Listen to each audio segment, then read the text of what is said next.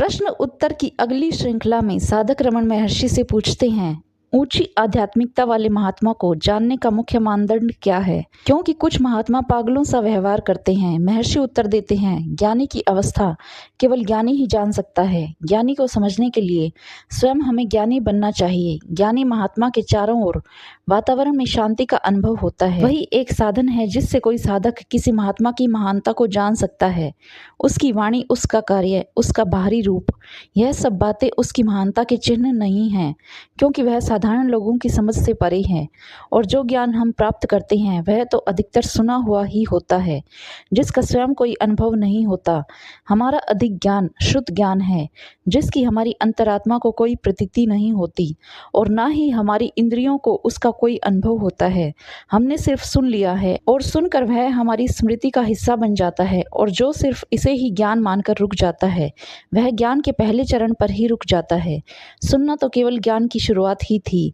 जब तक वह ज्ञान हम किसी गुरु के, किसी महान संत के पास बैठकर उसके मौन में अनुभव नहीं करते, तब तक वह केवल खाली शब्द ही हैं।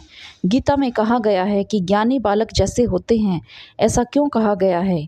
बालक और ज्ञानी एक दृष्टि से समान हैं। घटनाओं में बालक का रस तभी तक होता है जब तक वे समाप्त नहीं होती। समाप्त होने के पश्चात वे उनके विषय में विचार नहीं करते। इससे मालूम होता है कि बालक पर घटनाएं कोई प्रभाव नहीं छोड़ती। वह मानसिक रूप से उनसे अछूता ही रहता है। और ज्ञानी के विषय में भी ऐसा ही होता है। महर्षि, आप भगवान हैं। आपको मालूम होना चाहिए कि मुझे ज्ञान कब मिलेगा। तो बताइए, मैं ज्ञानी कब बनूंगा? यदि मैं भगवान हूँ तो आत्मा से अलग कैसे हूँ? आप जैसा ही हूँ और इतना ही जानता हूँ जितना आप जानते हैं। दोनों विकल्पों के अनुसार मैं आपके प्रश्न का उत्तर नहीं दे सकता। यहाँ आकर के कुछ लोग अपने बारे में नहीं पूछते। क्या जीवन मुक्त जगत को देखा है? क्या वह कर्म से प्रभावित होता है? शरीर छूटने के बाद मुक्त का स्वरूप कैसा होता है? मृत्यु के बाद ही मुक्ति होती है या जीते जी कोई मुक्त हो सकता है?